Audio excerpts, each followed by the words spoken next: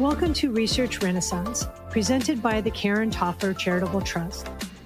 Embark on a journey into the forefront of cutting-edge brain science as we feature insightful discussions with a diverse array of guests, from early career researchers pioneering groundbreaking science to influential voices in investment communities, policymaking, and research institutions. Together, we delve into neurological diseases, their causes, treatments, and the quest for cures. Join us in advancing our understanding of the brain and addressing its ailments. Welcome to Research Renaissance. I'm Deborah Westphal, your host and guide through the fascinating future of the brain. Joining me today is Sue Peschin, President and CEO of the Alliance for Aging Research. Today, we will discuss the challenges, opportunities, and implications of research focused on aging. So welcome, Sue. Hi, Deborah. Thanks so much for having me. I'm really looking forward to this discussion. We have a lot of common ground. And let's just start by tell us about the Alliance on Aging Research and what is your mission and how did it get started? Absolutely. And thanks again for having me. So the Alliance for Aging Research is the leading nonprofit organization dedicated to changing the narrative to achieve healthy aging and equitable access to care. And our vision is really to strive for a culture that embraces healthy aging as a greater good and that values science and investments that advance dignity, independence, and equity. And we were founded back in 1986. Dan Perry is our founder, and he's now on our board. And he really had a wonderful vision to take a look at aging research as an area to enhance the whole experience of aging outside of direct social service programs. So seeing research as a path to improving the aging experience, not only through the entitlement programs or other types of social service programs that was typically the focus of the older years. That's super interesting because we all age. It's inevitable. What was the problem that was trying to be solved back in 1986 when, it was created? What was the need that needed to be filled? Yeah, really good question. At the time, there was not much recognition of the National Institute on Aging at the National Institutes of Health. So that was number one. And really trying to raise the profile of that institute as a necessary component of NIH, I think was first and foremost. The Alliance was also a leading organization in the original battles around stem cell therapy, because so much of that is geared towards the basic biology of aging process in various disease areas. And so Dan Perry helped with a coalition effort around those issues. And, they stayed in place for a good while until more recent years where there's been a bit of a backlash towards support for that funding. So like a lot of other areas of research, that's definitely up for attack and debate these days.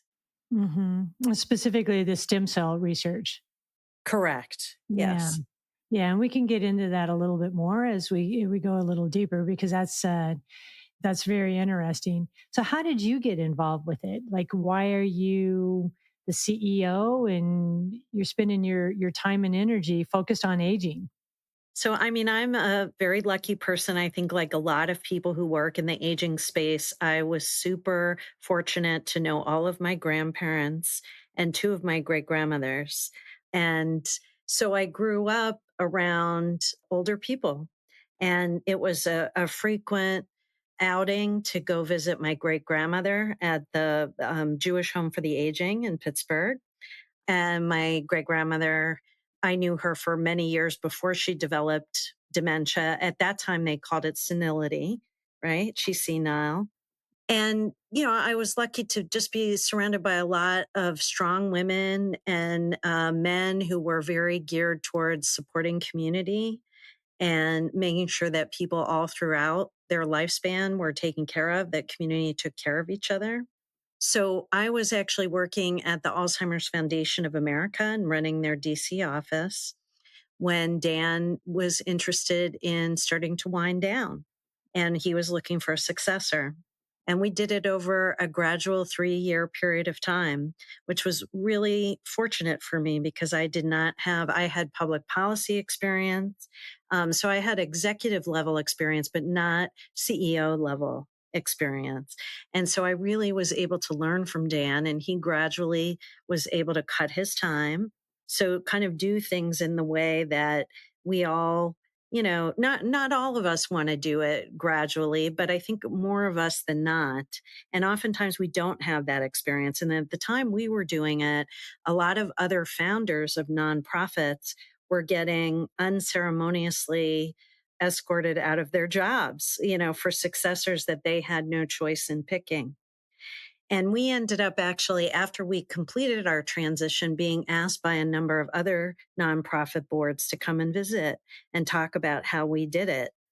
Because it's not an easy thing, but I'm really proud of what we created together. I was very lucky. Dan, I said, opening up your hood to somebody new and letting them see everything under the hood, especially as a founder, it's natural to be very protective of that and all that, not necessarily let the new gal do too much different. But Dan was really open, and we just had a lot of authentic, direct conversations with each other. And I learned a ton, and I there's nothing I would do differently. So I feel very lucky and super lucky that he continues to serve on our board. Yeah, there's a little irony there because a part of that transition from working your entire life and, being a successful professional, now you're faced with this transition. And if you just jump and cut it off, there's some aging issues that go on with an individual kind of mentally, emotionally. So it's interesting that, the alliance here actually, did something that kind of took that in consideration, that process of aging and transformation. Yeah. And I mean, I think we all saw it play out on the national stage, right? In the last election cycle. And that's, it's a very natural experience that a lot of people go through. But this was happening on the, national political stage. So we really saw the ageism at play. We saw the struggle and the lack of planning, to be candid, which was unfortunate, but it is just much more common than not. And I think that, hopefully we'll have some reflection at some point. Everything is happening so fast right now. But at some point, I hope that there is reflection on that period and how are we going to do things differently moving forward. Yeah, like I said, it's inevitable. We're all going to do it, and it's all different for everybody. The aging process is a little different. Can you talk about your research? Like, what are some of the focus areas? Is it more in policy? What is the focus of the research? Sure. I mean, the Alliance does our work both through public policy as well as health education, and we really elevate research. We don't directly fund it. We advocate for funding for the different federal agencies, the federal health agencies like the Food and Drug Administration, certainly NIH, CDC. So we work very closely with our federal agency partners who are, having a rough go at it right now. And then we also do a lot of education with other advocacy organizations around the issues that we work on. We do also a lot in coverage and reimbursement in the Medicare program. And right now we're fighting to stave off the Medicaid, the deep Medicaid cuts that are being proposed that are estimated to kick anywhere from 9 to 13 million people out of the program. That just recently came from the Congressional Budget Office in the last 24 hours. So that's a lot of what we do. And there's been a tremendous amount going on with the Medicare program the last couple of years in particular. And so we do a lot to educate the public as well as policymakers and clinicians and other patient advocacy groups and family caregivers about how best to navigate it. So, what does that look like in any given day? Are you spending most of your time in DC? What is, you talked about the communication with the public. So, can you give me an idea of kind of what your normal day to day is and what you do? Yeah, I mean, there's not a lot of normal day to day. I'll tell you that because there's there's a lot that's been going on. I know your program is focused a lot on brain health, so I'll give you an example that we were a group that led efforts around coverage for the new disease modifying therapies for Alzheimer's disease. And that was a pretty contentious issue within the Medicare program. And they ended up using a tool that they have used on a very limited basis, primarily for medical devices, called coverage with evidence development.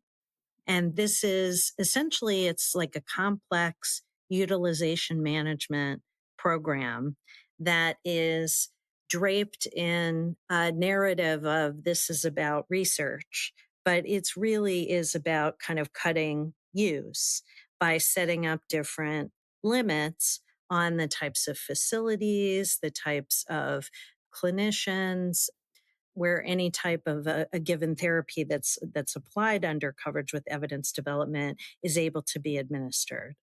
And so because in our view, if medical product it receives approval by the Food and Drug Administration, which is really the agency that's responsible for determining the safety and effectiveness of medical products, it's CMS's job to cover it, and it's not really, they're not a research entity.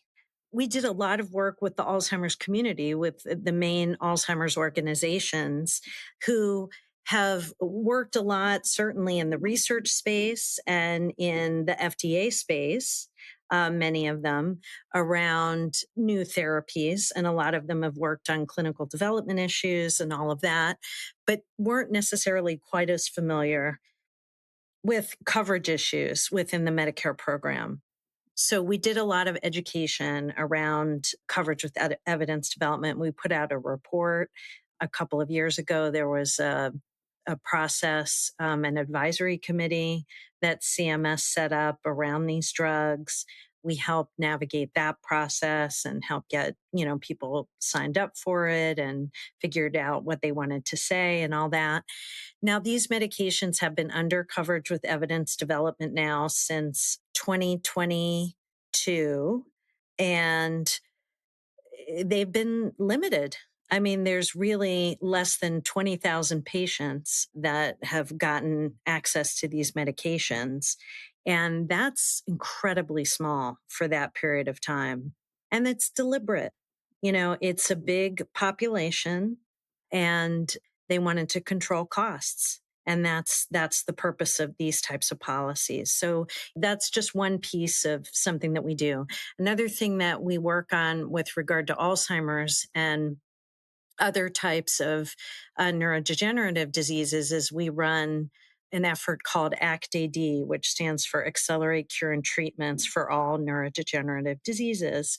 And we've been doing that effort for about 18 years now, where we get together with the FDA and the Division of Neurology Reviews, sometimes the Psychiatry Review Division, as well as the NIH, and we pull together industry and patient advocacy groups and researchers from around the country, many of whom are funded by NIH, to talk about the latest research, but also to pick, one or two topics around clinical development that are causing, blocks for the community. So a number of years ago, you probably are very familiar, there were a lot of phase 2 trials that were failing in that phase. Why were they failing in phase 2? So we sponsored a couple of meetings around that, and it's with the review division.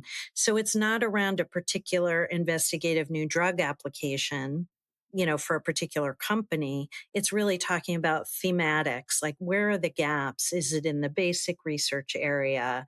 Where is it in translational at universities or at the NIH?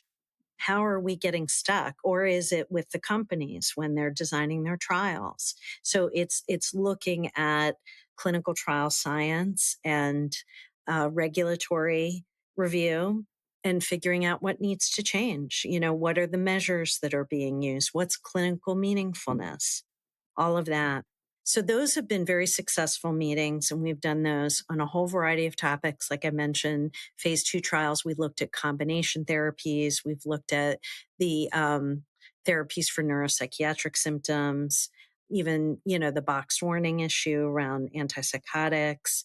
So a number, and then just sort of what are the upcoming sort of research pathways for new targets outside of what we typically discuss around amyloid and tau and all that. So that's very invigorating and exciting. And there have been things that have come out of those meetings from the FDA that I think public researchers as well as industry have really learned from in terms of their approach. Yeah. I want to circle back because I think I misunderstood the coverage of called it inclusive development. What was this coverage? Coverage with evidence development, or CED. Evidence development. The 20,000 patients that have, because I think I heard you say that under this coverage of evidence development, there's 20,000 that have the Alzheimer's drug. They've been given the Alzheimer's drug. Yeah, I mean, I'm being liberal in my estimate because we haven't heard an estimate for a number of months. And the last time I heard one, it was about 14,000. We're waiting. We have an inquiry into CMS. So I'm just trying to give them a little bit of leeway. But my understanding, and so what coverage, so just to back things up for those who don't know, what coverage with evidence development is it's an application that CMS puts, it's a condition of coverage that CMS puts on Medicare to say that beneficiaries are not able to get a particular medical device, or in this case, medication. This is the first time they applied it to FDA approved medications, unless they are enrolled in some type of a clinical study. And around that clinical study, they set up a whole bunch of coverage requirements. So they might say, you have to be in a facility where if you experienced ARIA, you have to have people who can effectively manage that. You have to be in a facility that has special diagnostic equipment. So they do tend in our review of CED, because they have it for cochlear implants, they use it for transcatheter aortic valve replacement. That's been considered a standard of care in severe aortic stenosis since 2017, but it is still limited by coverage with evidence development. So it is primarily used as a way to put some guardrails around a particular therapy to control costs. And CMS gets very sensitive when I say that about it, because they say, oh, we're really collecting real world evidence. But the fact that a lot of these products have been under CED for more than 10 years, in some cases close to 20, it's very clear that it's being used to just control utilization of those products and just to save the program money. And so what happens is, in the little bit of research that's been done around this, it's primarily wealthier, white, more privileged communities that get access relative to their representation in the population. And we've seen that in TAVR, and we've seen it in other types of products that are covered under coverage with evidence development. So what does that mean if the amount of people just in Alzheimer's, if the amount of people that is projected to have Alzheimer's or to get Alzheimer's in the next 10 to 15 years goes up to 50 million, 60 million, depending on what the estimate is that you look at, what does that mean for big kind of macro, like who gets the care then? Because it's not just limited to any kind of one demographic. It really is more what some of the science that's coming out is it is in the disadvantaged areas. It is people of color. It is people of, kind of different women, background.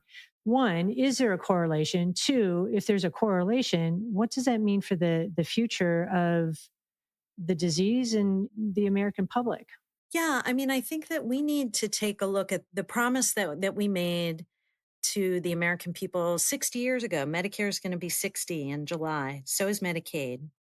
And it was really so that you didn't have to worry when you got older. And, you didn't necessarily think that a particular condition that you had would be cherry picked by, your federal insurance agency and say, oh, no, there's just too many of you. We can't afford to allow everybody who's eligible to be able to have it. And ironically, it's always, and this is always sort of the case. It's like the people who are more likely to be able to afford it are the ones that are going to be more resourced to be able to get in touch and know how to get what they need out of the program, even though they might be able to pay out of pocket for it. But the ones who are truly dependent on the programs, are not as likely. And this also applies. I mean, I mentioned, white communities, rural, lower income, lower, education level. We know, there are risk factors around Alzheimer's disease in particular, but also other types of neurodegenerative diseases. So it's across the board, underserved communities, really. So whether it be racial, ethnic, or economic, rural, it's across the board that you're less likely to be able to have access to, the latest and greatest. And for that matter, I mean, even with Alzheimer's disease, it's still estimated that about 50% of the cases are undetected, right, in primary care. So, there are barriers beyond the coverage and reimbursement issues for new therapies, for sure. But having these types of policies be put in place at the federal level, I think really sends a message that we don't need to fix these core issues either. So, how are you tapping into and communicating to these diverse populations that may not have the information readily available to them? Like, how do you reach them, especially with some of the communities and some of the demographics not really trusting their doctors or the healthcare, process? Yeah, I mean, our strength, I think, as an aging organization, we can play a little bit of kind of a Switzerland role with a lot of the different disease communities because we're not disease specific. So we work with a lot of organizations that have that reach, whether it's an Alzheimer's issue or a heart disease issue. We work with a lot of minority health organizations, rural health groups that have that reach, and we help create materials for them that are oftentimes translated if they're, people with different that speak different native languages, and that take something that I think is deliberately complex, and confusing to navigate and try to simplify it down to make it much more accessible to people. So that's the way that we sort of see our role. We don't always get to go, directly at the individual level. Sometimes we do. We have a network that it's called Talk Nerdy is our network, and it stands for Nurturing Engagement in Research and Development with You. And it's open to patients and family caregivers who are older. And they oftentimes serve as advisors on different research projects. It was originally started with PCORI. But that's one program that we do. But mostly we rely on our many, many partners, hundreds of partners, to help us get the word out and, lift people up who, need information and need to have those barriers to access lifted. So, how do you build those partnerships, and how are the partnerships changing over time? I mean, our partnerships are something that we carefully cultivate over years. I was just talking to another partner about this today. I think that nonprofit organizations, just by our nature, Not necessarily all the super big ones that are big associations, but a lot of the smaller groups, which make up the majority, we have to rely on each other because there's only so much we can do as small organizations. So we look at what each other's issues are and we support each other. So our priorities are their priorities are our priorities. And that's how we build those relationships up over time. We can't boil the ocean, but we can do what we can, with the outreach that we have. And oftentimes we serve as a liaison between them and other partners. The agencies like that as well. They don't always get the opportunity.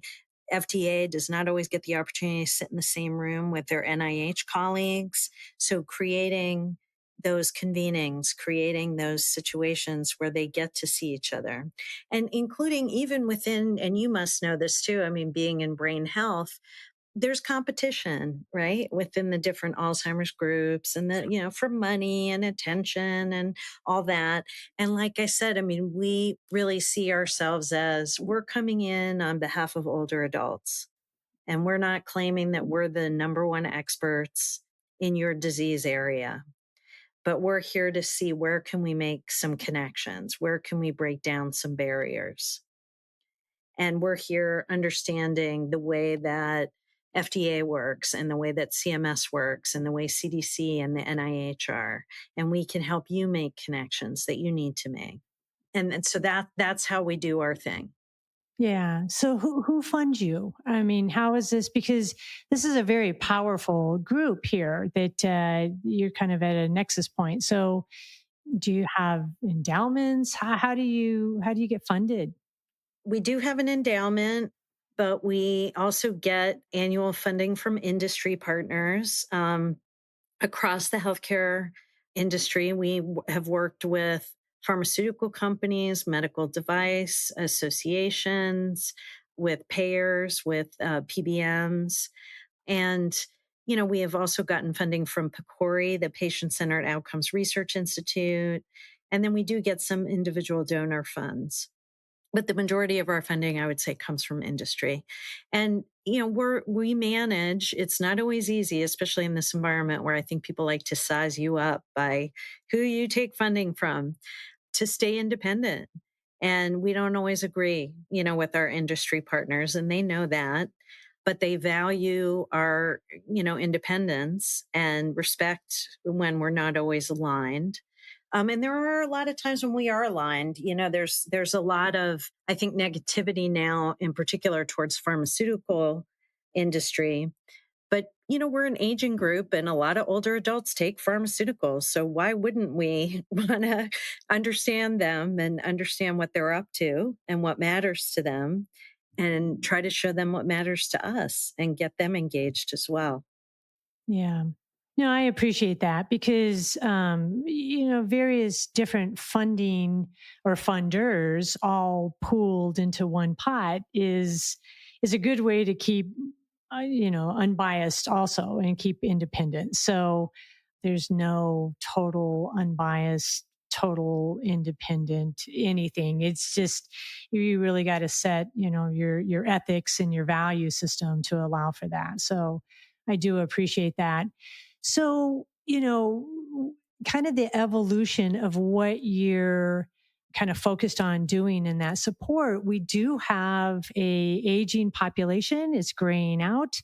What are the things that, as you're starting to kind of think about the next 5 years, like where are you going to be focused on? What are the biggest challenges that you see that need to be addressed or starting to be talked about now for what's going to happen in the future? We do have, a public policy agenda that we have up on our website for folks who are interested. And then in terms of health education, we really try to couple all the things that we do in public policy with health education. I think, there's a lot of different issues that we're focused on. I mean, there's the immediate that's in front of us right now. There's a lot going on with what's happening with our federal health agencies, with federal funding for research. So we have that as kind of like a catch-all bucket of, what we need to answer to in the immediate.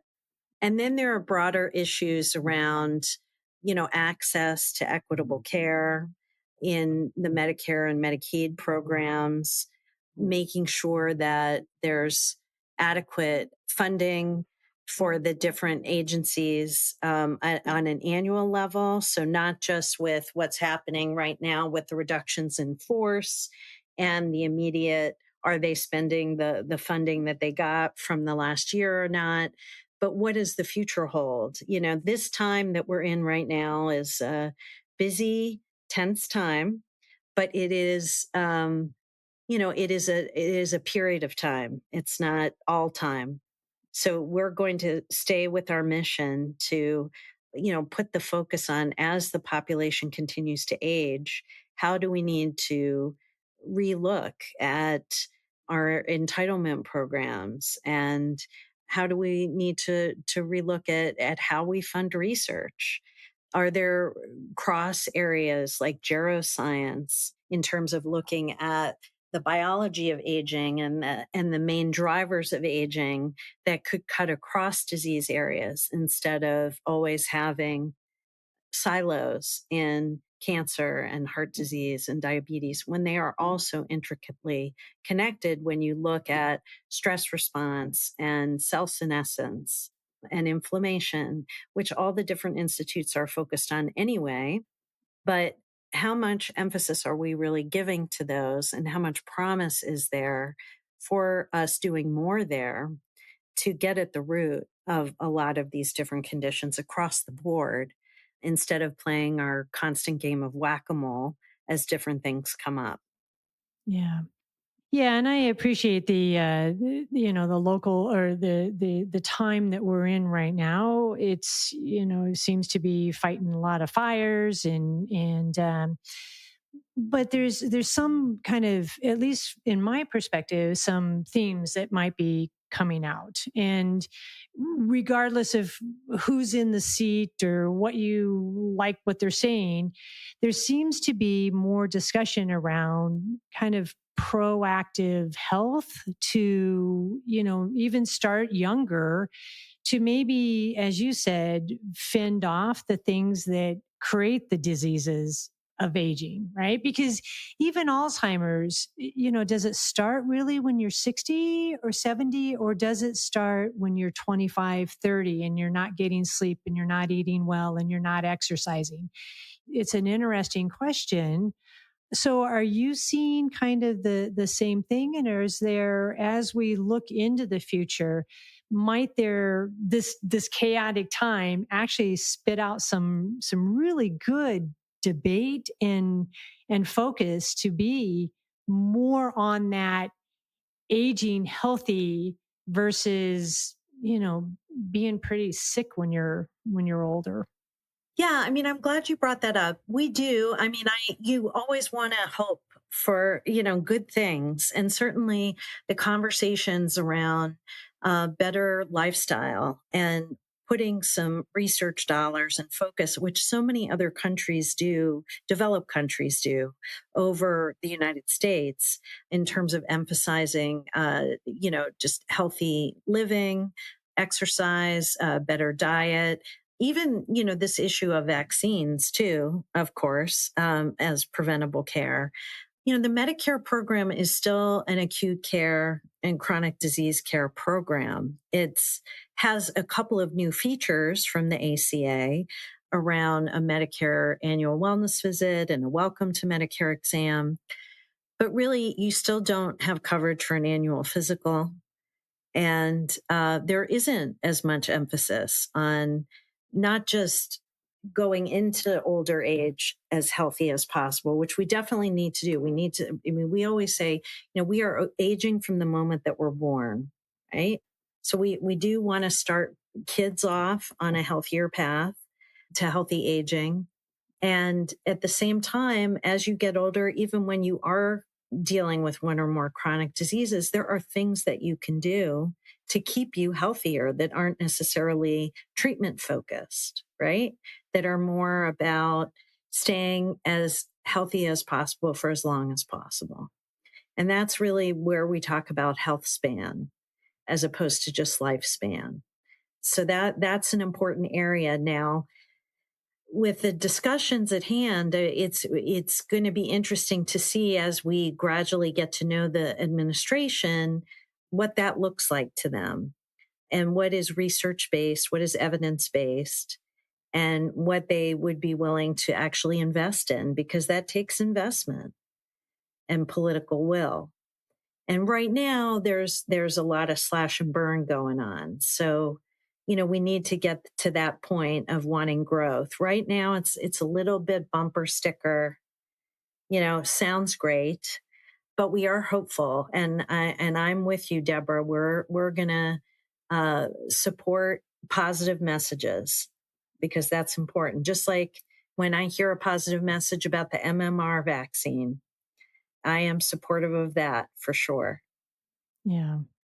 No, I agree with that, and I'm hopeful too, because some of this is it's I don't like the term common sense, but access to good food, access to good water, access to a fair education, access, it will rise all boats. And that is really going to create the strength of our country. It's just, there's so much we could do there. So I'm hopeful too. I want to circle back to the stem cell. So, a couple weeks ago, the FDA came out and said they're going to try to move away from mouse models and rat models and move to more ISPCs and tissue in a dish to maybe accelerate research. We get a lot of that tissue from stem cells. Like, where's the conflict there?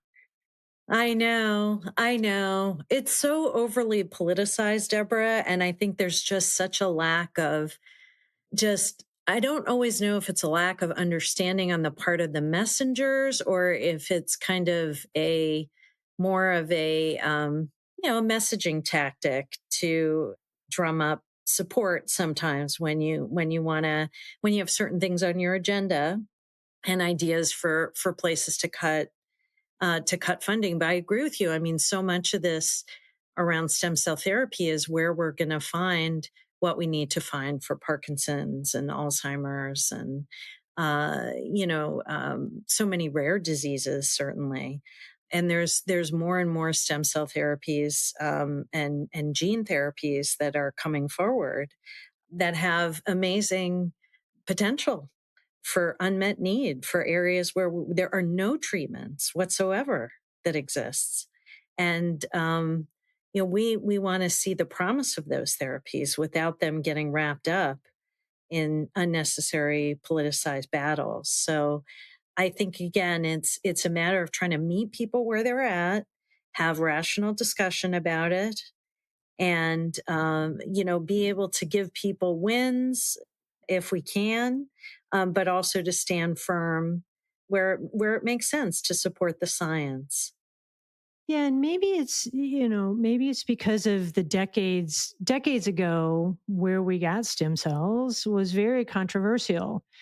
Today, the science is a scratch on the arm. It's not unborn fetuses, and which is that can sound very horrific if you don't know where this comes from, or if you don't know where the science has evolved to. But you can do a cheek swab, or like I said, a scratch on the skin. Is that part of it? Is it just a part of the education of, especially the public that may be speaking to this?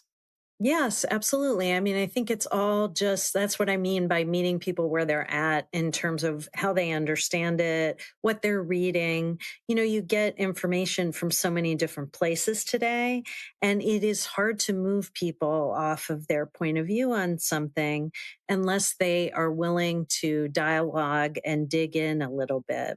And when you ask folks where they heard that, why they think that is, and you start to kind of unpack it a bit more, oftentimes they say, well, I don't really know. This is what I just heard. And then when you explain, just like you are very clearly, the majority of this type of research today is not reliant on aborted, fetal tissue or things that you've heard, the scary pictures you may have seen. That's not at all what we're talking about. And I think when people see pictures of how things are done today, and also given examples of therapies that have come about as a result of this type of research, then, they become more open to understanding, okay, maybe I misjudged and maybe I need to rethink. Yeah. So you started by describing the mission of the Alliance, and you said something about, dignified aging. And there's so much stigma around aging or some of the diseases that manifest in later life. How do you address those, or how do you communicate that? And how is that changing? Yeah, I mean, one of the areas that I think is a good example is neuropsychiatric symptoms related to Alzheimer's disease and other neurodegenerative conditions. That's highly stigmatized, right? And it's highly stigmatized, I think, for a number of reasons. I mean, one is that there is something to be said for putting a lot more focus on memory loss and cognitive issues, to see it as neurodegenerative rather than as a mental health or, behavioral health type of issue. But you know very well from being in the issue that the majority of folks who experience these conditions have neuropsych symptoms. And so families, I think, feel very isolated. And oftentimes they're told that they're somehow not managing things well. And it's so fascinating to me because, when somebody has pain in cancer, we don't say, or nausea in cancer, we don't say to them, oh, you're eating too much, you should stop. And I was actually thinking about my grandmother actually did have ovarian cancer in the early 80s, and it was before they had antiemetic medications. And what did they tell you at that time when you were taking chemotherapy? Don't eat. That's what they said. They would never say that to people today, because they would waste away to nothing, get cachexia. There were all kinds of issues with that. Thank goodness there are medications for that today. And as there are very slowly developing for neuropsych symptoms. Now, that's not the only thing. You can do redirection. You can do a lot of different things to try. But at some point, it's damage in the brain and the person can't help it. And the family caregiver tries to do all they can. So what do? We are creating, and this surprises me because I feel like the community has not embraced this issue that well because it is so stigmatized. And so we've created a lot of videos in the last, including ones called Shake the Stigma around neuropsychiatric symptoms. And we have another series that are coming out relatively soon, where we have a provider kind of going through the different symptoms themselves and giving families tips on things that they can do up to their ability, and then when to think about contacting the provider, what questions to ask, what to bring, and how to kind of bring it up and talk about it, and what other options are out there. Are providers, are they prepared for those questions as you're educating? Are they prepared for those questions they may get? It depends. I mean, that's a good question in and of itself. It depends on if they have experience or not. You know, some primary care providers are amazing and they can be better equipped than a neurologist might be, who just wants to deal with cognition and memory loss and then go see the Jerry psych or, go talk to your primary care doc or something. So I think it depends on the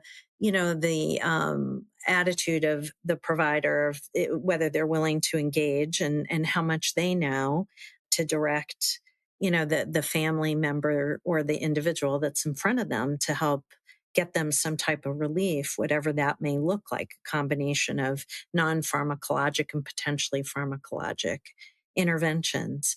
But we're trying at both ends. I mean, sometimes what we do at the Alliance is we'll create fact sheets that we say are useful for providers to use when engaging in conversation with families.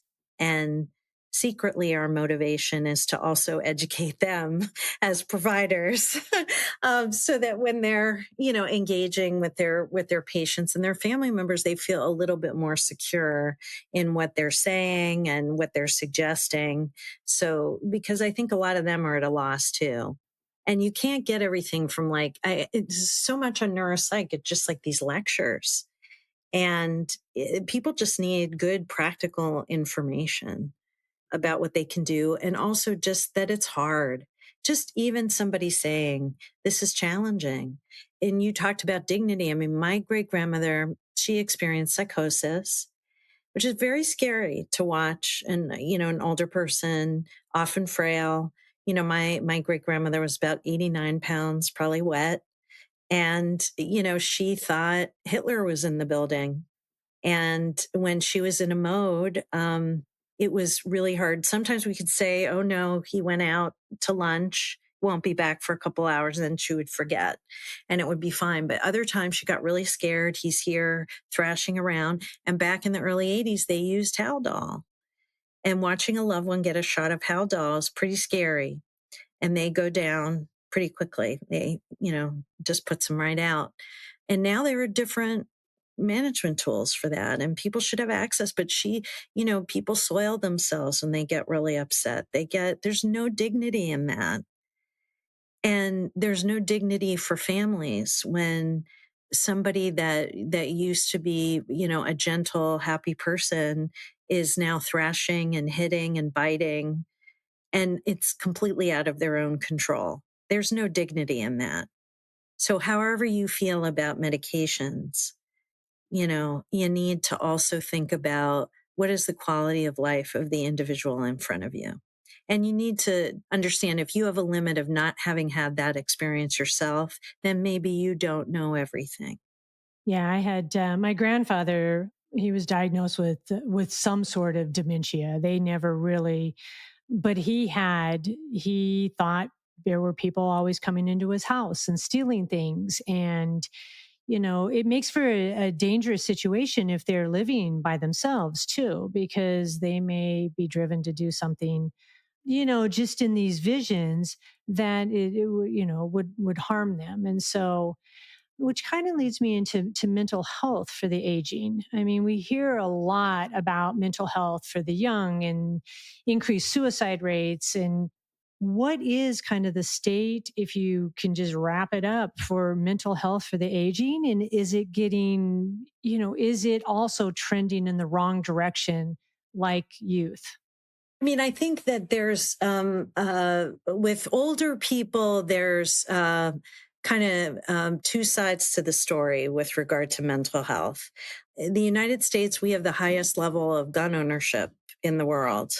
And so, and believe it or not, the highest suicide rate is among older white men, remains older white men with firearms. So that's a problem. On the other hand, depression, anxiety, a lot of those issues do tend to decrease as we age. We do mellow as we age. On the other hand, if you have, multiple chronic conditions or you have experienced loss, and there are losses related to getting older itself, right? There is oftentimes you could be at risk of depression. So it depends on your sort of circumstances. Dilip Jesti, who is a leader at the American Psychiatric Association, he's a leading researcher in schizophrenia, is now actually retired himself, but he wrote a book about wisdom and the science of wisdom, which I highly recommend getting his book, Dilip Jesti, and he would also make an amazing guest. And I believe he is still co-heading an equity committee at the American Psychiatric Association as well. But he's really a leader in the geriatric psych community. And he talks a lot about, the gaining of wisdom as we age and how we develop sort of different skills that certain components of short-term memory may not be as strong, but our ability to connect dots does grow stronger. And using our experience to navigate different situations in calmer ways than younger people may be able to. and he does talk about increases in calmness and satisfaction that we aren't as good at cultivating in our younger decades. So there are pluses and minuses, and it depends on the situation you're in. I will say that there have been upticks in a substance use disorder with older adults, whether it be alcohol or marijuana, other types of substance use. Opioids have started to go down a bit, but have continued to remain an issue. So it just depends on the actual condition and all of that. But I would say there's overall a positive story, but it's something that we need to pay attention to. And it is May, which is Mental Health Awareness Month. And I'm really glad that you're having these conversations on your podcast. Yeah.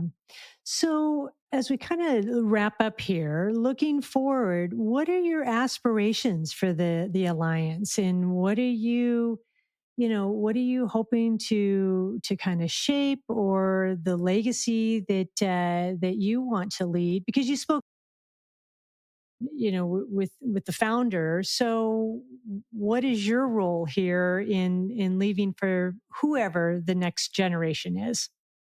I think for me, the issue of equity as we age is such an untapped area, and looking at equity and access to care and in healthy aging, that I would like to leave that as my legacy.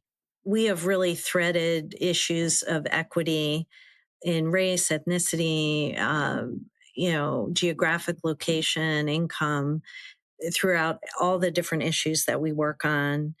And it's definitely, I think a third rail issue right now, but I believe it's going to come back around because the population shifts that are occurring aren't going to go away.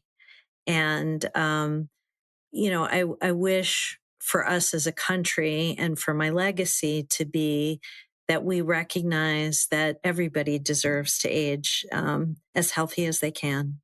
Well, I think it's a very positive note to kind of end on. Sue, how would people get a hold of you if they're interested in the Alliance, or if they want more information? How do they contact you? Well, you can reach us on our website at agingresearch.org, agingresearch.org. You can reach me at speschin@agingresearch.org. That's my email. I'm on LinkedIn. We're on all the social media platforms, Facebook, LinkedIn, Instagram. And please check out our videos also on our YouTube page, on the Alliance for Aging Research YouTube page. Well, thank you for everything that you're doing. And as a person that is definitely in that process of aging, I thank you and all the energy that you and your team to bring to this topic. So thank you very much. Thanks, Deborah. Thanks again for having me. Thank you for joining Research Renaissance. For more information and to stay updated, subscribe for more episodes and visit our website at tofflertrust.org. Feel free to call us if you have any thoughts, suggestions, or just want to find out more about the Karen Toffler Charitable Trust. Until we meet again, onward and upward.